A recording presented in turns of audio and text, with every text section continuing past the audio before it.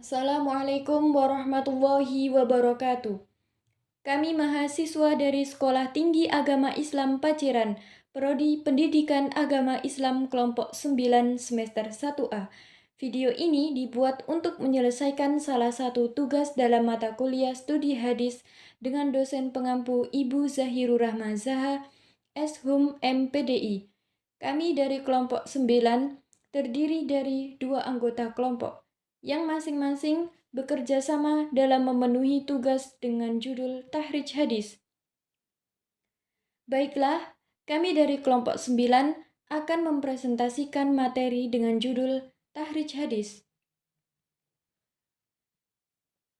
Tahrij hadis adalah suatu usaha mencari sanad hadis yang terdapat dalam sebuah kitab hadis karya orang lain. Menyimpang daripada sanad hadis yang terdapat dalam kitab hadis karya orang lain tersebut. Umpamanya, seseorang mengambil sebuah hadis dari kitab Sahih Bukhari. Kemudian, ia berusaha mencari sanad hadis tersebut yang tidak sama dengan sanad yang telah ditetapkan oleh Bukhari dalam Sahihnya. Namun sanad yang berbeda itu akhirnya dapat bertemu dengan sanad Bukhari yang akhir. Selanjutnya, pembahasan. Pembahasan yang pertama tentang definisi tahrij hadis. Yang kedua, 5 macam metode tahrij hadis. Yang ketiga, perbedaan mukhrij, muharrij, dan mustahrij. Yang keempat, manfaat ilmu tahrij hadis. Yang kelima, tujuan ilmu tahrij hadis. Dan yang keenam, faktor penyebab tahrij hadis. Selanjutnya, pengertian tahrij hadis. Definisi at-tahrij ditinjau dari segi kedudukan bahasa. Adalah bentuk masdar dari kata khoroja yakhruju takhrijan, di mana mempunyai 2 makna dasar, yaitu an-nifadhu anisyai'i, yang artinya perbedaan 2 warna. Dalam kitab usul at-tahrij wa dirosat al-asanid, kata at-tahrij berdasarkan pengertian asal bahasanya ialah berkumpulnya 2 hal yang berlawanan pada satu tempat. Selanjutnya, metode-metode yang digunakan di dalam tahrij hadis. Di dalam melakukan tahrij hadis, ada 5 metode yang dapat dijadikan sebagai pedoman. Yang pertama, tahrij bi al-lafad, yaitu penelusuran hadis melalui lafal matan baik di bagian awal, tengah, maupun akhir. Yang kedua, tahrij bi al-maudu, yaitu penelusuran hadis yang didasarkan pada topik seperti bab sholat, nikah, dan jual beli.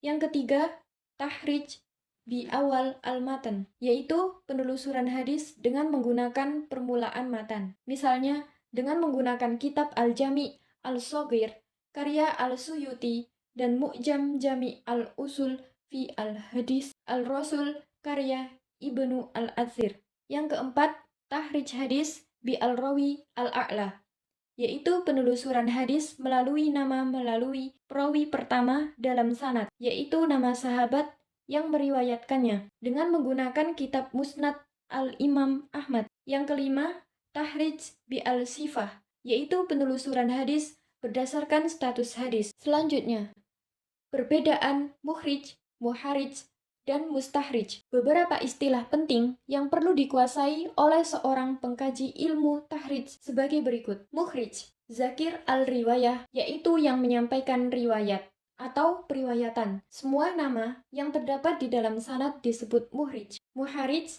orang yang mengumpulkan riwayat atau yang menyebutkan riwayat.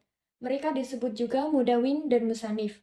Contohnya Al-Bukhari atau Muslim. Dan mustahrij, yaitu penyebut hadis-hadis dengan sanad sendiri, namun bertemu sanadnya dengan mengumpul di atasnya, atau sanad musanif di atasnya. Selanjutnya, manfaat ilmu tahrij hadis. Adapun manfaat tahrij hadis antara lain dapat diketahui banyak sedikitnya jalur periwayatan suatu hadis yang sedang menjadi topik kajian. Dapat diketahui kuat tidaknya periwayatan akan menambah kekuatan riwayat. Sebaliknya, tanpa dukungan periwayatan lain, kekuatan periwayatan tidak bertambah. Dapat ditemukan status hadis sahih li dzati atau sahih li ghairi, hasan li dzati atau hasan li ghairi. Selanjutnya, menguatkan keyakinan bahwa suatu hadis adalah benar-benar berasal dari Rasulullah SAW yang harus diikuti karena adanya bukti-bukti kuat tentang kebenaran hadis tersebut, baik dari segi sanad maupun matan. Selanjutnya, mengungkap berbagai penelitian ulama tentang kesahihan seorang periwayat. Selanjutnya, mengetahui berbagai corak penilaian ulama seputar jarh dan ta'dil. Tujuan tahrij. Al-gharadu minat tahrij, ma'rifatu masdaril hadisi, wa halihi min haisul qubuli wa raddi, adalah mengetahui sumber rujukan hadis dan status diterima atau ditolak. Tujuan tahrij hadis yang lainnya, yang pertama, mengetahui sumber asal suatu hadis beserta ulama yang meriwayatkannya. Yang kedua, mengetahui keadaan sanad hadis dan silsilahnya berapapun banyaknya, apakah sanad-sanad itu tersambung atau tidak. Yang ketiga, meningkatkan kualitas suatu hadis dari dhaif menjadi hasan karena ditemukannya syahid atau tabi. Yang keempat, memperjelas perawi hadis yang samar dan dapat memperjelas perawi hadis yang tidak diketahui namanya melalui perbandingan antara sanad-sanad. Yang kelima, dapat membedakan hadis yang mudraj dari yang lain. Mudraj di sini adalah istilah yang digunakan dalam studi hadis. Secara harfiah, mudraj berarti dimasukkan atau dimasukkan secara paksa. Dalam konteks hadis, mudraj mengacu pada situasi di mana kata-kata atau narasi tambahan dimasukkan ke dalam sanad hadis oleh perawi yang lebih muda atau oleh perawi yang tidak langsung terlibat dalam transmisi hadis tersebut. Mudraj dapat terjadi karena beberapa alasan, seperti kesalahan perawi dalam mengingat atau mengutip hadis, atau adanya upaya sengaja untuk memperkuat atau mengubah makna hadis. Oleh karena itu, para ahli hadis melakukan analisis kritis terhadap hadis yang mengandung mudraj untuk memastikan keabsahan dan keandalannya. Dalam studi hadis, penting untuk memahami konsep mudraj dan membedakan antara bagian yang asli dari hadis dan bagian yang dimasukkan secara paksa.